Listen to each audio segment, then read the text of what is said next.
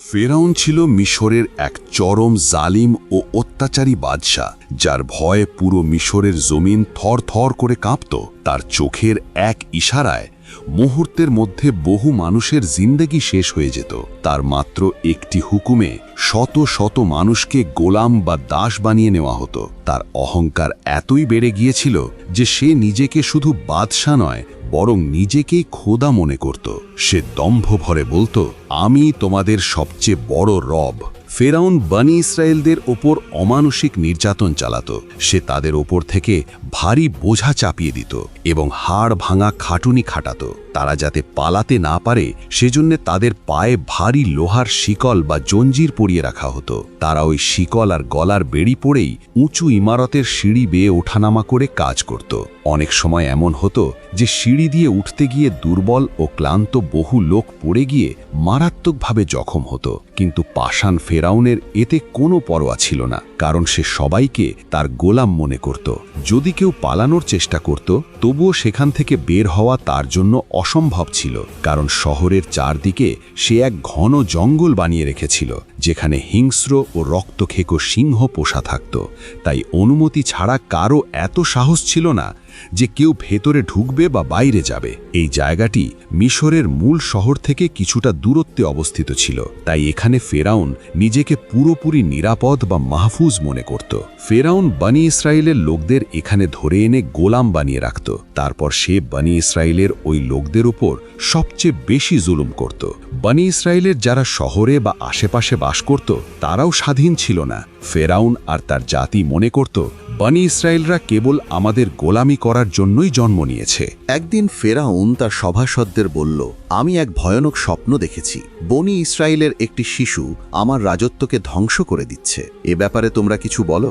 জ্যোতিষীরা উত্তর দিল, জি জাহাপনা, অবশ্যই। এই ভবিষ্যৎবাণী আমরা আমাদের কিতাবগুলোতেও পড়েছি, কিন্তু আপনার ভয়ে বলতে পারিনি, পাছে আপনি আমাদের উপর রাগান্বিত বা গজব না হয়ে যান।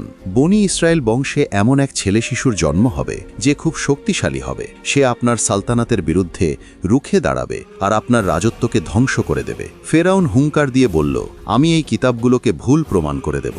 সে জন্মানোর আগেই মারা যাবে। এরপর সে জুলুমের চরম সীমা অতিক্রম করে ফেলল, যা পৃথিবীকে কাঁপিয়ে দিয়েছিল। প্রতি বছর হাজার হাজার নবজাতক শিশুর প্রাণ হরণ করা হতো শুধুমাত্র এই বিপদ দূর করার জন্য।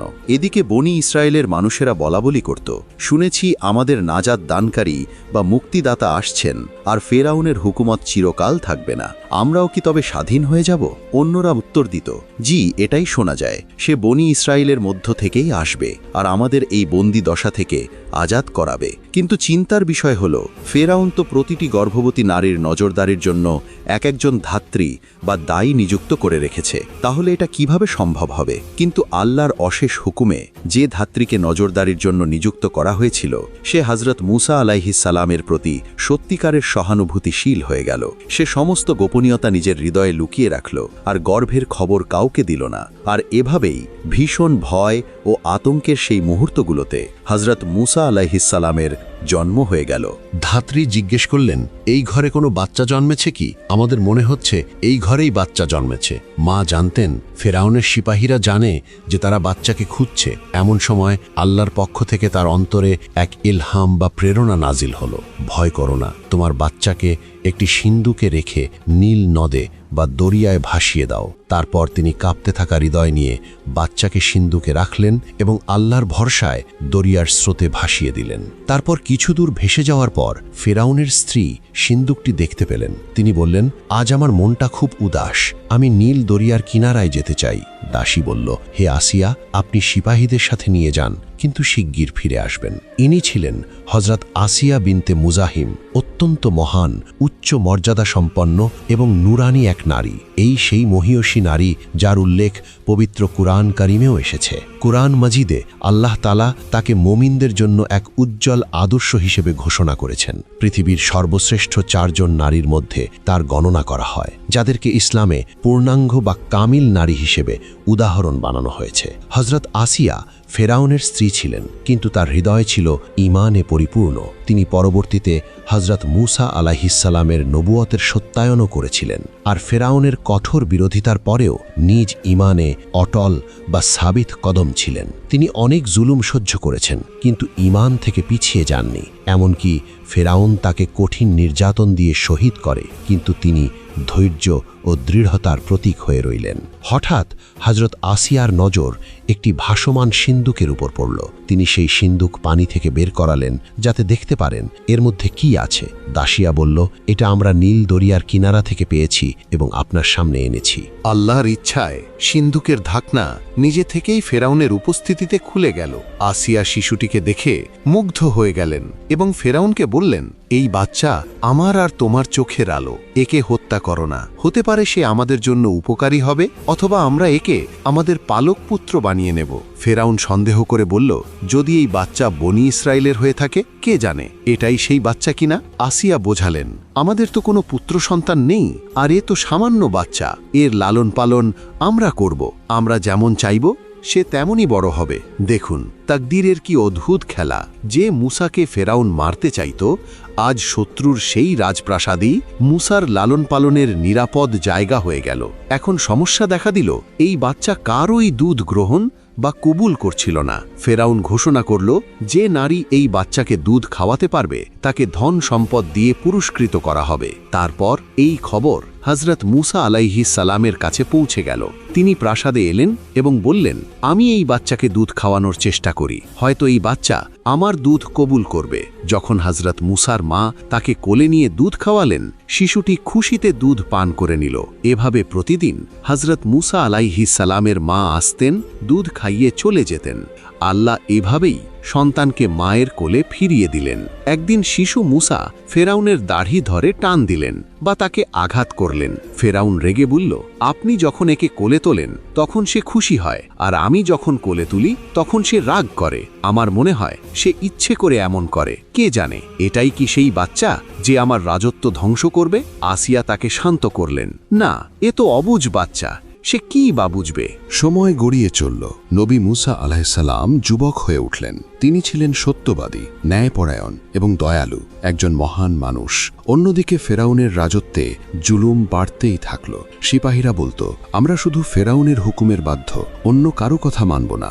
একবার হযরত মূসা আলাইহিসসালাম শহরে প্রবেশ করলেন এবং দুজন ব্যক্তিকে ঝগড়া করতে দেখলেন। একজন ছিল মুমিন, বনি ইসরাইল, আর অন্যজন কিপ্তি, যে ফেরাউনের অনুসারী ছিল। তখন শহরের মানুষ ঘুমাচ্ছিল। মূসা আলাইহিসসালাম জুলুম দেখে কিপ্তিকে এক জোরালো ঘুষি মারলেন, আর তাতেই সে মাটিতে পড়ে মারা গেল। খবরটি ছড়িয়ে পড়ল।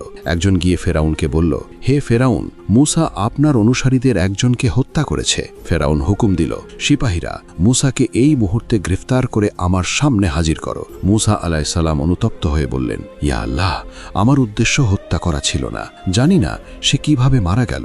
শহরের চারদিকে ঘোষণা হলো, মূসাকে খুঁজে বের করো, ফেরাউনের হুকুম, তাড়াতাড়ি করো। তখন একজন শুভাকাঙ্ক্ষী ছুটে এসে বললেন, হে মূসা, ফেরাউনের সিপাহীরা আপনার খোঁজে আছে, সে আপনাকে হত্যা করতে চায়। মূসা আলাইহিসসালাম প্রার্থনা করলেন, ইয়া আল্লাহ, আমাকে সঠিক রাস্তা দেখান, আমার এখন কি করা উচিত?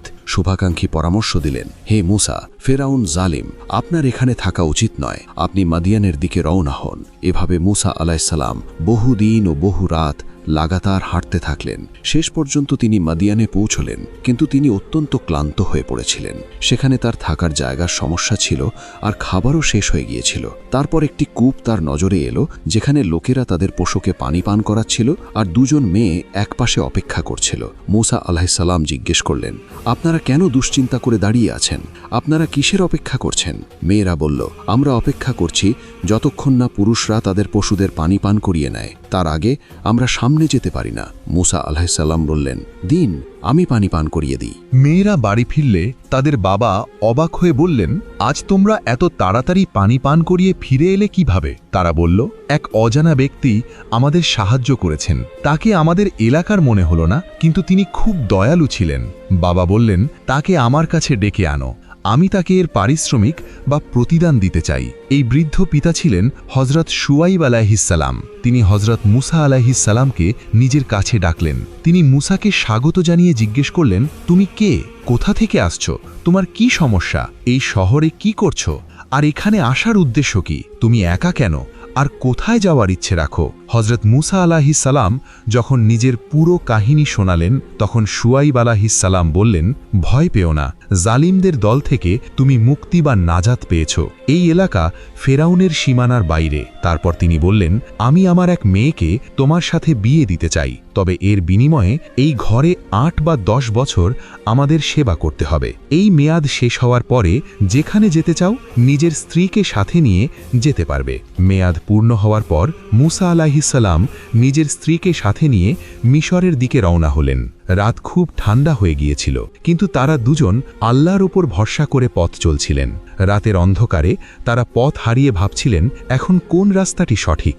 হঠাৎ হজরত মুসা আলাইহিসসালাম দূরে পাহাড়ে বা তুর পর্বতের এক গাছে জ্বলতে থাকা নুরানি আগুন দেখলেন। তিনি স্ত্রীকে বললেন, তুমি এখানেই থামো, আমি আগুনের কাছে যাই, হয়তো সেখান থেকে কোনো আগুনের টুকরো বা পথের সন্ধান পাওয়া যাবে। সেখানে পৌঁছতেই এক গায়েবী আওয়াজ এলো, হে মুসা, আমি তোমার পরওয়ারদিগার বা পালনকর্তা।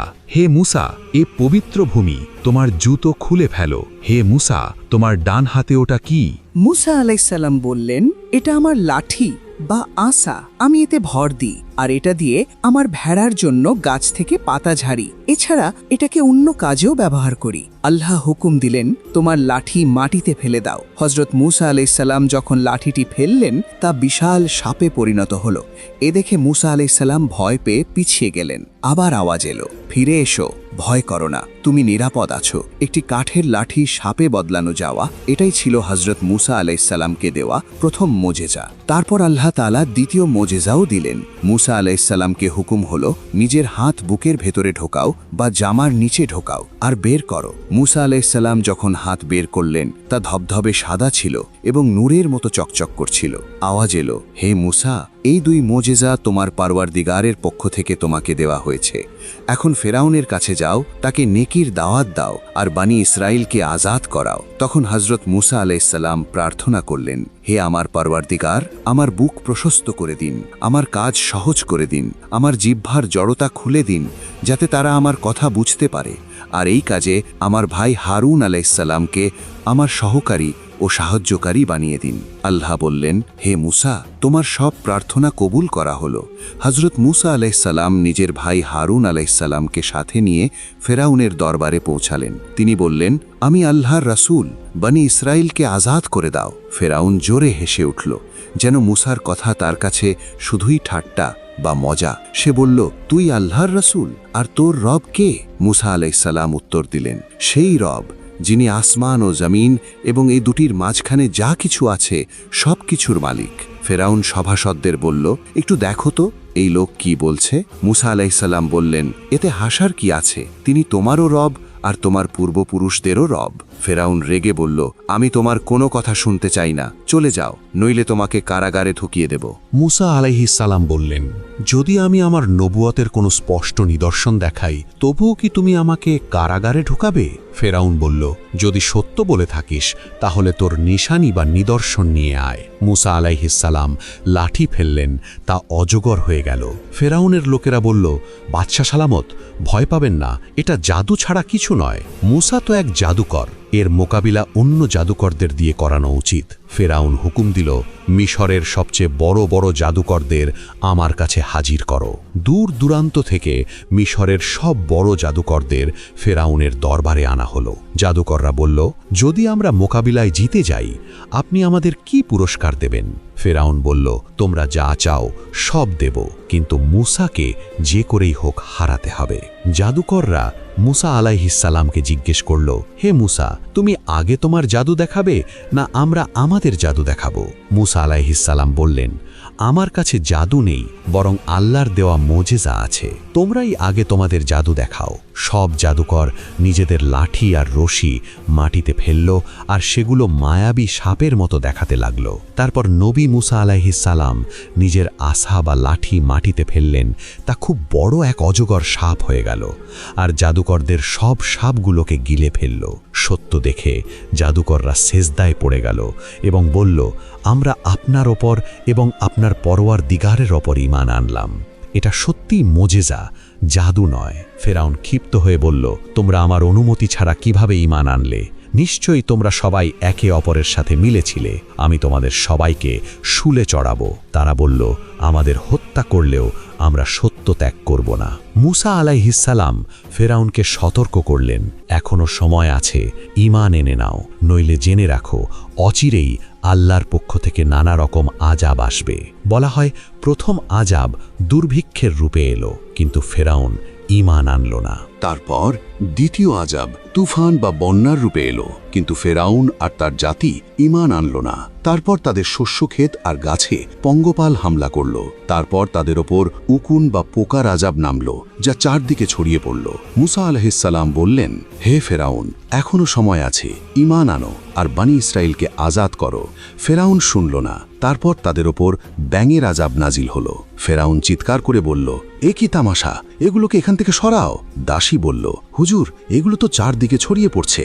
ফেরাউন বলল, এই ঘিনঘিনে ব্যাঙগুলোকে আমার খাবার থেকে দূরে করো, তাড়াতাড়ি করো। তারপর তাদের ওপর পানির রক্ত হয়ে যাওয়ার আযাব নাজিল হলো। আল্লাহ মুসা আলাইহিস সালামকে জানালেন, হে মুসা, ফেরাউন কখনো মানবে না, সে হাজার নিদর্শন দেখলেও অবাধ্যই থাকবে। হে মুসা, বনী ইসরায়েলকে নিয়ে রাতের আধারে বেরিয়ে যাও। ফেরাউন আর তার সিপাহীরা অবশ্যই তোমাদের পেছনে আসবে, কিন্তু আমার সাহায্য তোমাদের সাথে আছে।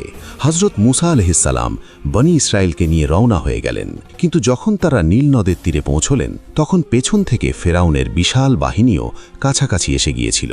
বনী ইসরায়েলরা ভয়ে চিৎকার করে উঠল, এখন তো ফেরাউন আমাদের জীবিত ছাড়বে না, সামনে নদী, পেছনে শত্রু, এখান থেকে পালানোর কোনো রাস্তাও নেই। আল্লাহ হুকুম দিলেন, হে মুসা, তোমার লাঠি দিয়ে দরিয়ার পানির ওপর আঘাত করো। যখন হযরত মুসা আলাইহিস সালাম নীল নদের ওপর লাঠি মারলেন, পানির মাঝখানে বিশাল রাস্তা তৈরি হয়ে গেল।